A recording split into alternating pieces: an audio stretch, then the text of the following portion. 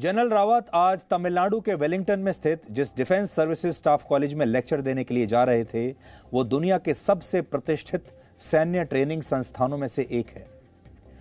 मैंने थोड़ी देर पहले आपको बताया कि जब मैंने उनका इंटरव्यू किया था, जब वो चीफ ऑफ आर्मी स्टाफ बने थे, तब उन्होंने क्या कहा था।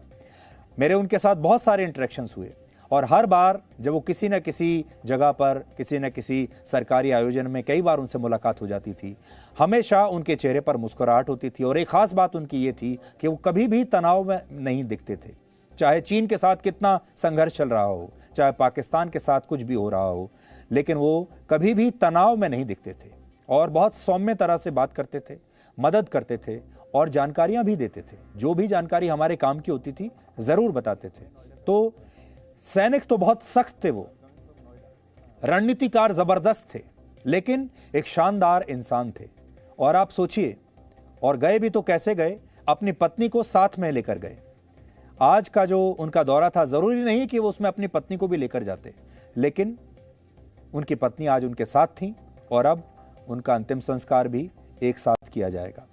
ये सब को आप किस्मत कह सकते हैं। कई बार किस्मत को मानने का, डेस्टिनी मानने का दिल करने लगता है, क्योंकि कोई लॉजिक समझ में नहीं आता कि ऐसा हुआ तो क्यों हुआ। और फिर धीरे धीरे सिर्फ मन ये कहता है, जब आप इतने लाचार हो जाते हैं तो फिर भगवान को मानने का मन करता है, और ये मानने का मन करता है कि शायद भगवान की ऐसी ही मर्जी होगी।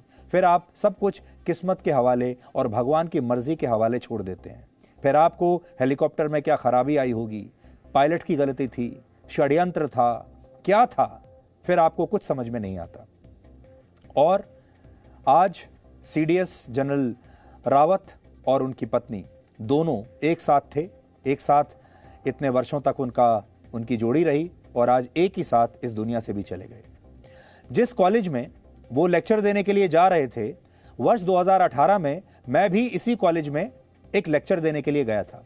इस कॉलेज में सेना के तीनों अंगों के बड़े अधिकारियों को ट्रेनिंग दी जाती है और इसमें दुनिया के 30 से ज्यादा देशों के सैन्य अधिकारी भी ट्रेनिंग के लिए आते हैं। अगर आज जनरल रावत पहुंचे होते वहां, तो इसी जगह पर जो आप देख रहे हैं ये बिल्डिंग, आज वो यहीं गए होते जहां पर मैं 2018 में गया था।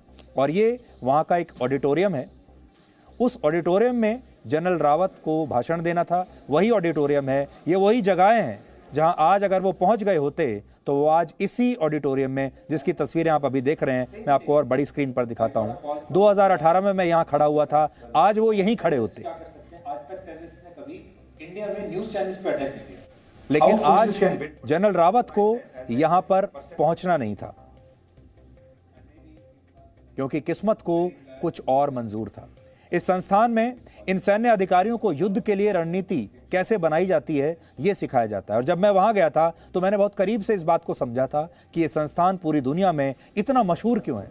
तब मैंने वेलिंगटन के डिफेंस सर्विसेज स्टाफ कॉलेज में जाकर क्या अनुभव किया था, उसका एक छोटा सा अंश आज आपके साथ शेयर कर रहा हूं। इस वक्त हम defence services staff college Wellington में हैं। ये जगह तमिलनाडु में है और भारतीय सेना के अधिकारी यहाँ पर ट्रेनिंग के लिए आते हैं। न सिर्फ भारतीय सेना बल्कि 30 अलग अलग देशों की सेनाओं के अधिकारी यहाँ पर ट्रेनिंग पाने के लिए आते हैं। और ट्रेनिंग किस चीज़ की? ट्रेनिंग इस चीज़ की है कि युद्ध को समझदारी से, बुद्धिमानी से कैसे लड़ा जाए। युद्ध कला सीखने के लिए दुनिया भर के बड़े बड़े अफसर यहाँ पर आते हैं। और भारतीय सेना के जो तीनों अंग हैं, यानी नेवी, एयरफोर्स और आर्मी, वहाँ के अधिकारी यहाँ पर रहते हैं। 1 साल तक बुद्धिमानी से युद्ध लड़ने की इस कला को वो सीखते हैं। और मैं आपको दिखाना चाहता हूँ, इस कॉलेज का जो चिन्ह है वो आउल है, जिसे हिंदी में उल्लू भी कहते हैं। ग्रीक माइथोलॉजी में आउल को बर्ड ऑफ विजडम कहा जाता है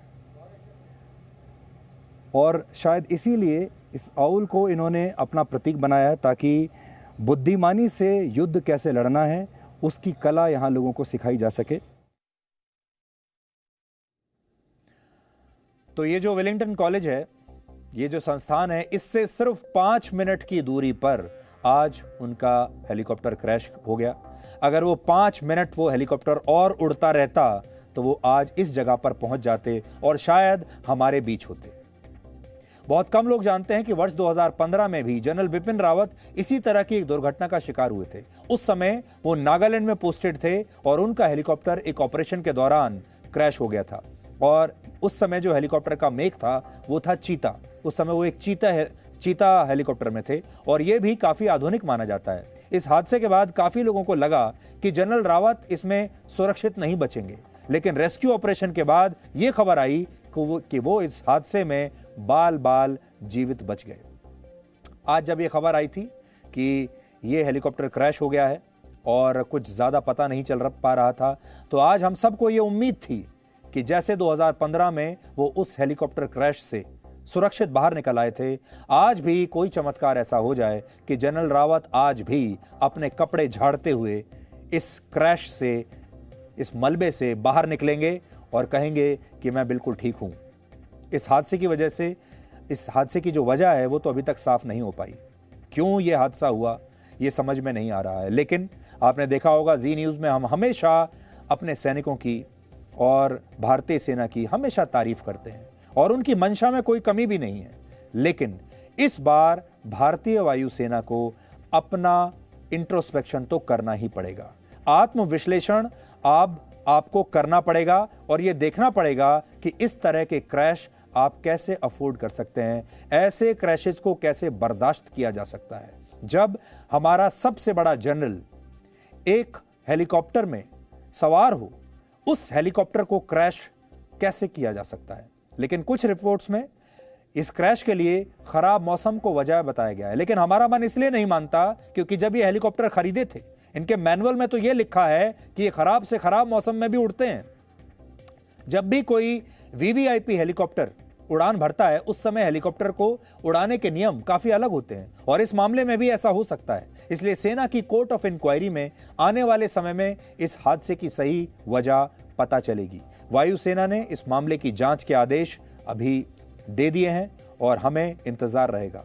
आज एक और तस्वीर आपको दिखाना चाहते हैं। भारत के लिए दुख का दिन है और यह दिन भारत के इतिहास के पन्नों में एक काला अध्याय बनकर हमेशा के लिए दर्ज हो गया है। इसलिए आज हम आपको आज का इतिहास नहीं दिखा रहे, बल्कि आज देश के सर्वोच्च सेनापति को याद करने का दिन है। लेकिन उससे पहले एक छोटी सी आपको एक वीडियो दिखाते हैं। हम अपने देश में अपने फाइटर जेट्स को सड़कों पर उतार रहे हैं। आपने वो तस्वीरें देखी होंगी।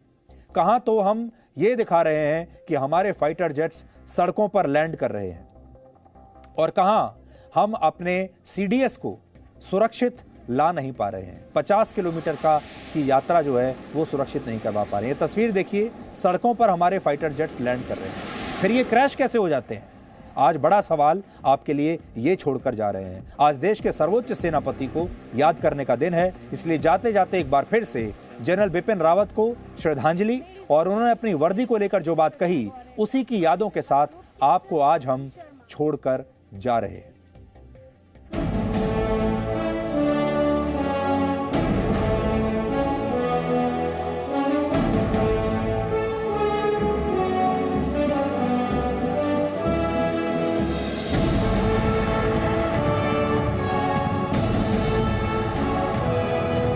I am proud of the uniform that I wear, which is olive green.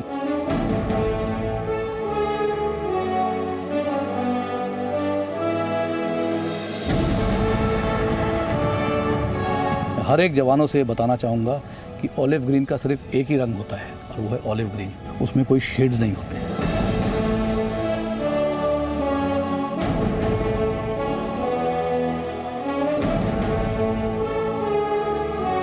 हम सब एक हैं, हम सब में टीम वर्क होना चाहिए।